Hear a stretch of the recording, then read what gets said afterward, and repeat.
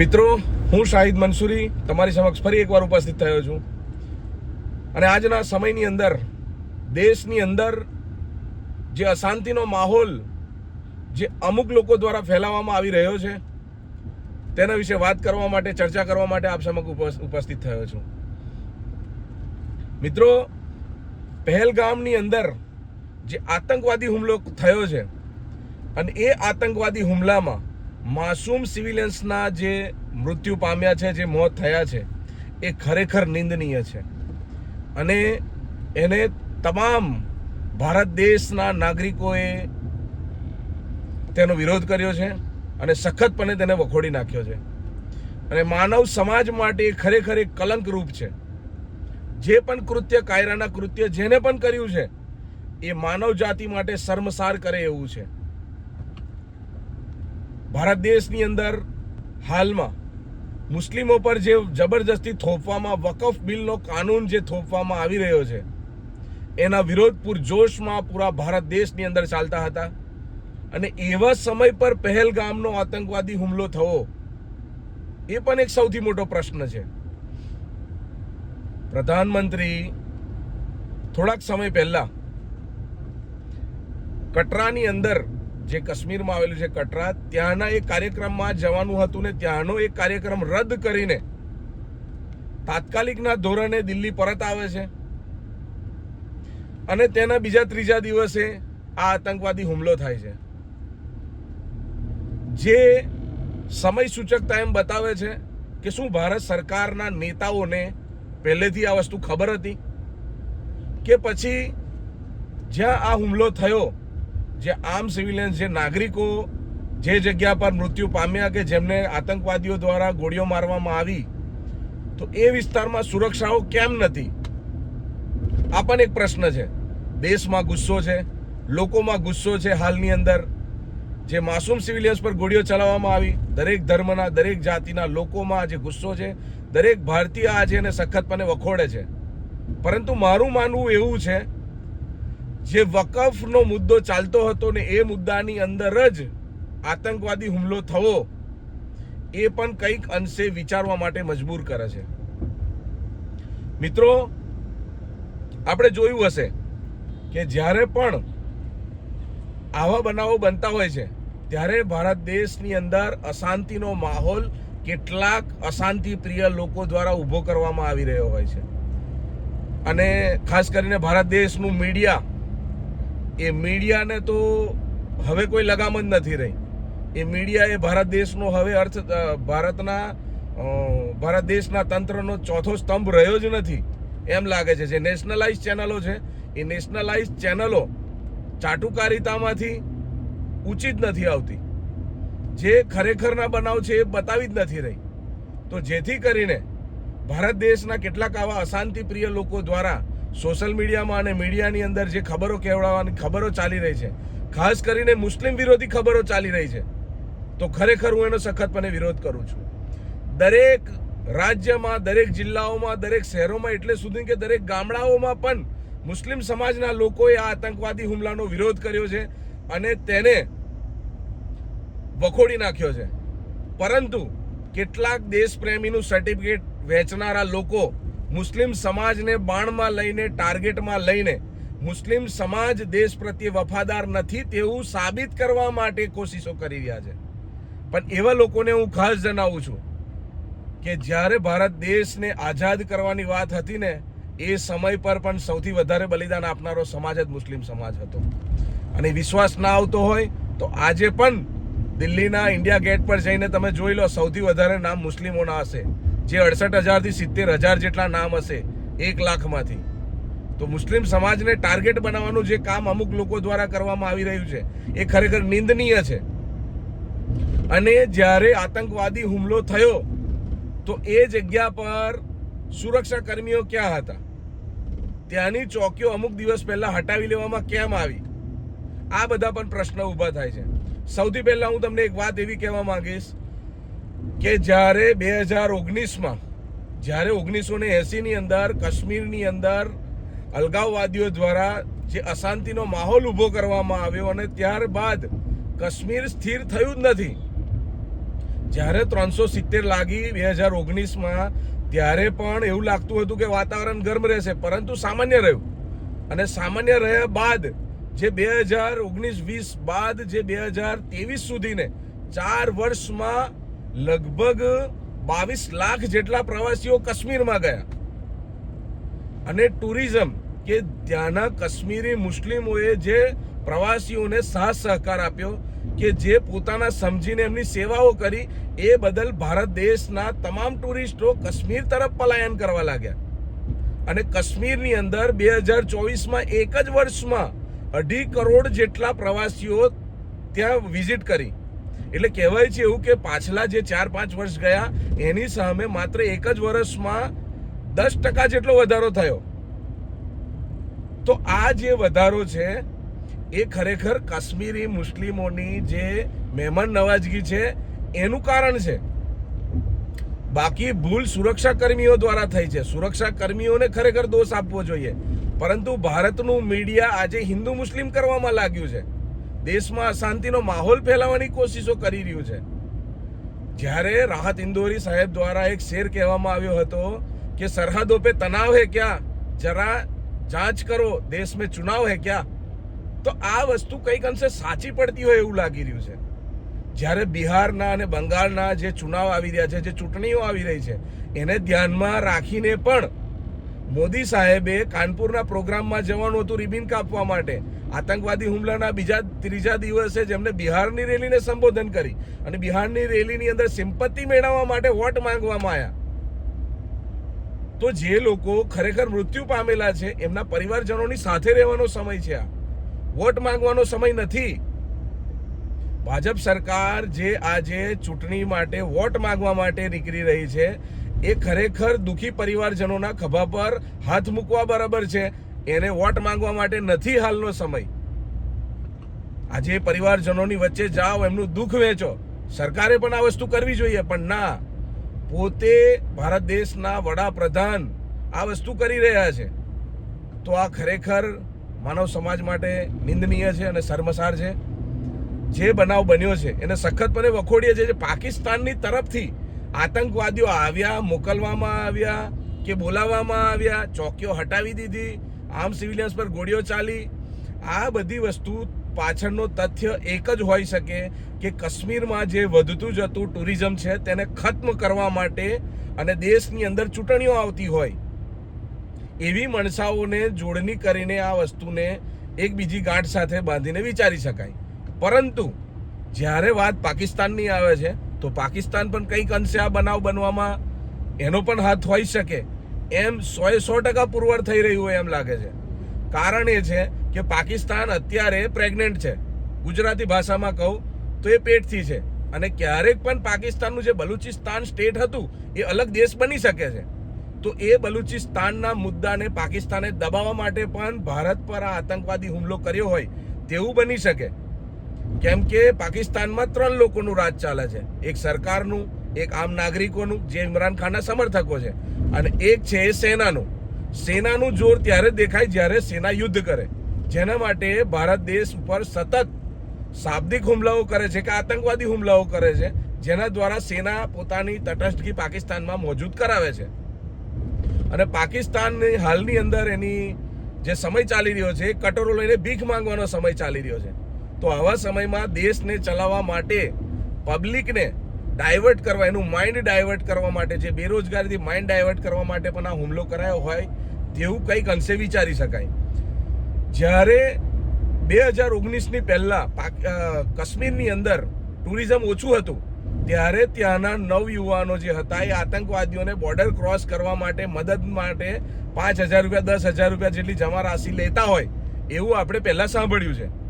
પણ હવે પછી જ્યારે 10%ના ટુરિઝમ સાથે 2.5 કરોડ જેટલા લોકો એક વર્ષમાં ટુરિસ્ટ જ્યાં આવતા હોય અને જે જગ્યાઓ હોટલો ફૂલ થઈ જતી હોય, ટેક્સીવાળાને ભાડા સારા મળતા હોય, ઘોડાવાળાને સારા ભાડા મળતા હોય ને એટલે સુધી કે હોટલો ફૂલ થયા બાદ ત્યાંના લોકોએ પોતાના ઘરોને પણ હોટલમાં ડાયવર્ટ કરવા લાગ્યા છે.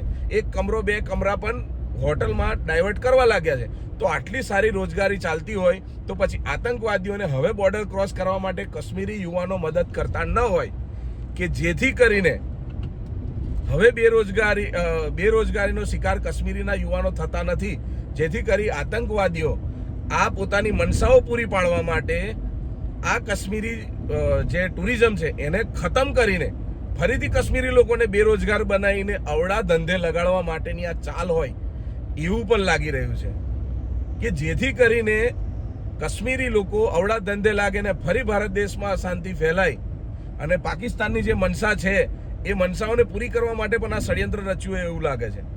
પરંતુ પાકિસ્તાનની જે મનસા રહી હોય એનાથી આપણે કોઈ લેવા દેવા નથી. પાકિસ્તાનની જે મનસા હોય કે એને જે વિચારો કર્યા હોય, એને જે આતંકવાદીઓ મોકલ્યા, એના પર મહત્વ આપવાની જરૂર નથી. મહત્વ આપવાની જરૂર એ છે કે સુરક્ષામાં ચૂક ક્યાં થઈ.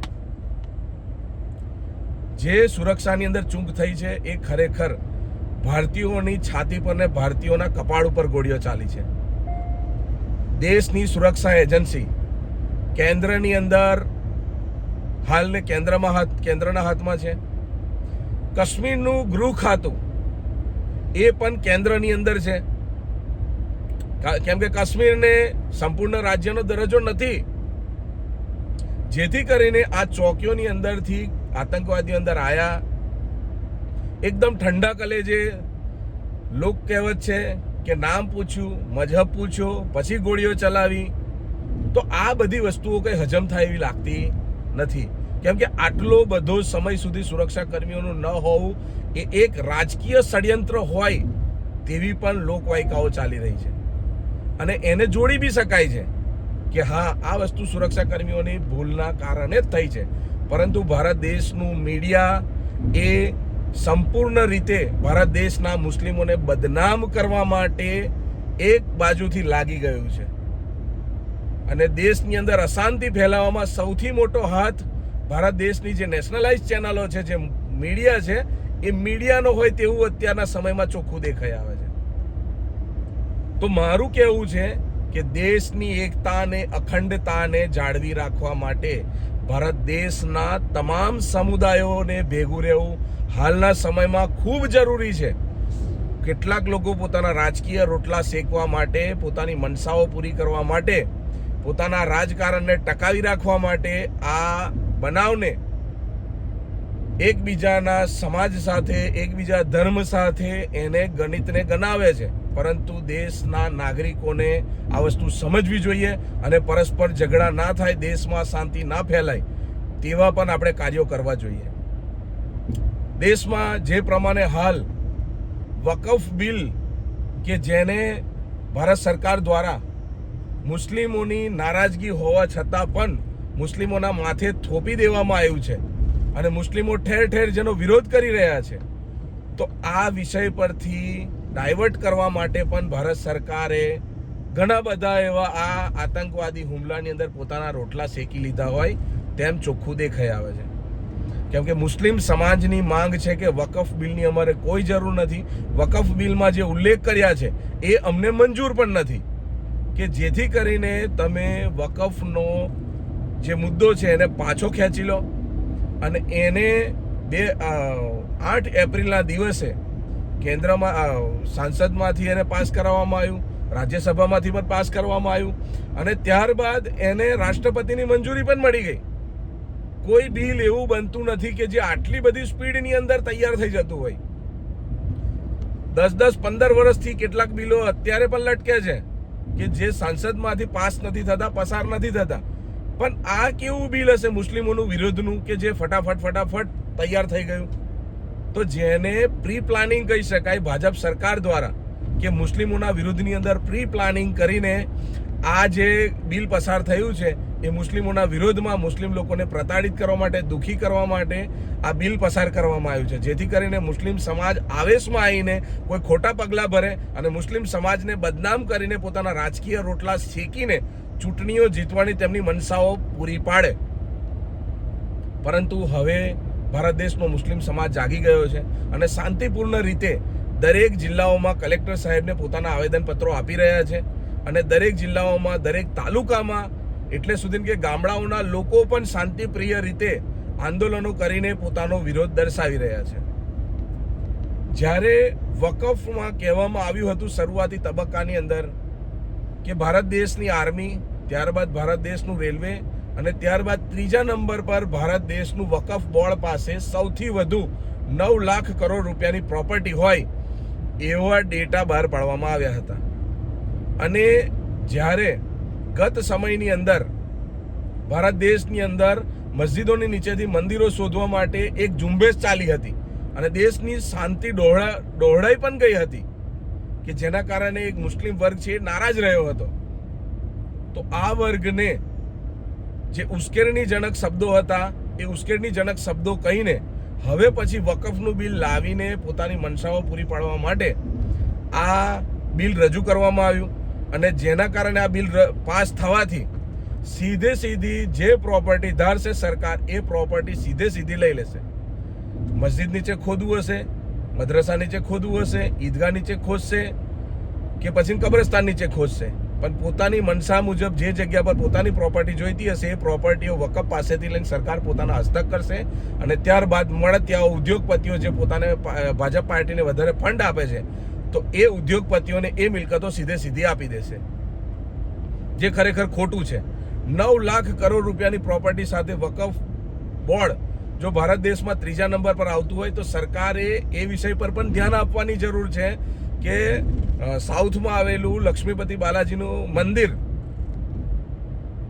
જે મંદિરમાં એ મંદિરની ખાલી મિલકત અને પ્રોપર્ટી ગણવા માટે જઈએ તો એ 9 લાખ કરોડ રૂપિયાની ઉપરનું છે. આવા ને આવા તો કેટલા મંદિરો છે કે જેની અંદર લાખો કરોડો રૂપિયાનું ધન છુપાયેલું છે અને એની પ્રોપર્ટી અને મિલકતો છે. તો આવા જે ટ્રસ્ટો છે, શું એમાં સરકાર મુસ્લિમ સમાજના લોકોને ટ્રસ્ટી બનાવશે?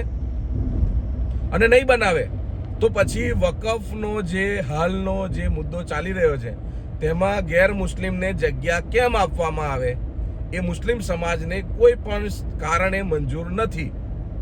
જેથી કરીને સરકારે આ વકફ બિલને પાછું ખેંચવું જોઈએ અને વકફ બિલ જે લાવ્યા છે એ મુસ્લિમોની વિરુદ્ધમાં છે તેમ માનીને મુસ્લિમ સમાજ સાથે સરકારે ખરેખર માફી પણ માંગવી જોઈએ, કેમ કે સુપ્રીમ કોર્ટ છે એ મુસ્લિમ સમાજની આખરી ઉમ્મીદ બચી છે. હવે સુપ્રીમ કોર્ટમાંથી જો વકફના મુદ્દે ન્યાય નહીં મળે તો ભારત દેશનો તમામ મુસ્લિમ સીધું સમજી લેશે કે ભારત દેશમાં મુસ્લિમો પ્રત્યે ન્યાયની કોઈ જગ્યા નથી. માટે સુપ્રીમ કોર્ટને પણ અમે અરજ કરીએ છીએ કે અમને ન્યાય આપો અને ન્યાય તંત્ર પર અમને પૂરો ભરોસો છે. જ્યારે બાબરી મસ્જિદની ફેસલાની અંદર રામ મંદિર બનાવવાનો ફેસલો આપ્યો હતો ત્યારે ભારત દેશના તમામ મુસ્લિમે સુપ્રીમ કોર્ટના નિર્ણયને સર આંખો પર રાખીને તેને માન્યતા આપી હતી. માટે હવે પછી પણ જે ફેસલો વકફનો મુસ્લિમ સમાજ પ્રત્યે આવે એવી આશાઓ અમે જે ભારત દેશના સર્વોચ્ચ ન્યાયાધીશ છે સંજીવ ખન્નાજી CJI જે છે એમની પાસે અમે આશાઓ રાખીએ છીએ અને ભારત દેશની સરકારને અમે ખાસ કહેવા માંગીએ છીએ કે અમને રોજગારીની જરૂર છે, શિક્ષણની જરૂર છે, સારા આરોગ્યની જરૂર છે. સરકાર એ પણ ધ્યાન આપે કે ગુજરાતની અંદર જે UCCનો કાયદો લાગુ કરવા માટે જઈ રહ્યા છે, અમારે UCCના કાયદાની કોઈ જરૂર નથી, યુનિફોર્મ સિવિલ કોડની કોઈ જરૂર નથી, અમારે રોજગારીની જરૂર છે. એક સર્વે મુજબ તમે ખાતાકીય માહિતી મુસ્લિમ સમાજની બહાર આપો પ્રેસ કોન્ફરન્સ કરીને કે તમે જ્યારથી પણ ગુજરાતમાં ભાજપ સરકાર લાગી ત્યારના 30 વર્ષમાં તમે કેટલા મુસ્લિમ સમાજના લોકોને તમે પોલીસમાં ભરતી કર્યા, કેટલાક મુસ્લિમ સમાજના લોકોને તમે સરકારી ખાતામાં નોકરીઓ આપી? નથી આપી. જે યોગ્યતા પ્રમાણે નોકરીઓ આપવી જોઈએ એ નોકરીઓ ગુજરાત સરકારે પણ નથી આપી. માટે ગુજરાત સરકારે મુસ્લિમ સમાજને પણ સાથે લઈને ચાલવાની જરૂર છે, ના કે તેમને ચૂંટણી માટે હથિયાર બનાવીને પોતાના પ્રોપોગન્ડા પૂરા કરવા માટે, પોતાની ખુરશીઓ બચાવવા માટે મુસ્લિમ સમાજનો ઉપયોગ ના કરવો જોઈએ. મુસ્લિમ સમાજ આજે હર કદમ દેશની શાંતિ માટે સાથે છે, પરંતુ અમને પણ સાથે ગણો. અમારા ખભે બંદૂકો મૂકીને ફોડવાનું બંધ કરો. મુસ્લિમ સમાજ નોકરી માંગે છે, તમારી પાસે રોજગારી માંગે છે અને મુસ્લિમ સમાજને કહેવામાં શું આવે છે કે અબ્દુલ ટાયરનું પંચર બનાવે છે. અબ્દુલ ટાયરનું પંચર બનાવે કે ના બનાવે, પણ તમે સરકાર છો, તમારે તમારો ફરજ પૂરો કરવો જોઈએ કે જેથી કરીને મુસ્લિમ સમાજ પણ ખભેથી ખભો મિલાઈને દેશની ક્રાંતિ અને દેશના ઉત્થાનની અંદર મદદરૂપ થઈ શકે. પરંતુ મુસ્લિમ સમાજને એવું કહેવામાં આવે છે કે મુસ્લિમ સમાજ છોકરાઓ વધારે પેદા કરે છે, ટેક્સ અમારે ભરવાનો અને ટેક્સના પૈસાથી બીજું કોઈ લહેર કરે. દેશ આમ નથી ચાલતો, સ્ટેટ આમ નથી ચાલતું. જ્યારે આપણે તમામ વર્ગના લોકો દેશની અંદર, રાજ્યમાં સાથે ફરીએ છીએ, સાથે રહીએ છીએ, એક ઘરની અંદર સમૂહ કુટુંબની અંદર, સુખી કુટુંબની અંદર રહીએ છીએ, તો એમાં તમે અંદરો અંદરના ઝઘડા ન કરશો અને સરકાર પણ આવા ઝઘડા ન કરાવે. કેમ કે ગુજરાતના પણ પૂર્વ મંત્રીઓ જે છે એ પૂર્વ મંત્રી પણ મુસ્લિમ સમાજ વિરુદ્ધની અંદર અનેક સ્ટેટમેન્ટ આપે છે. તો ખરેખર આવા લોકોને સરકારે એમનું મોં બંધ કરાવવું જોઈએ અને કોઈ પણ રાજકીય પાર્ટી કરતા દેશ પહેલા છે તેવું સમજાવવું જોઈએ.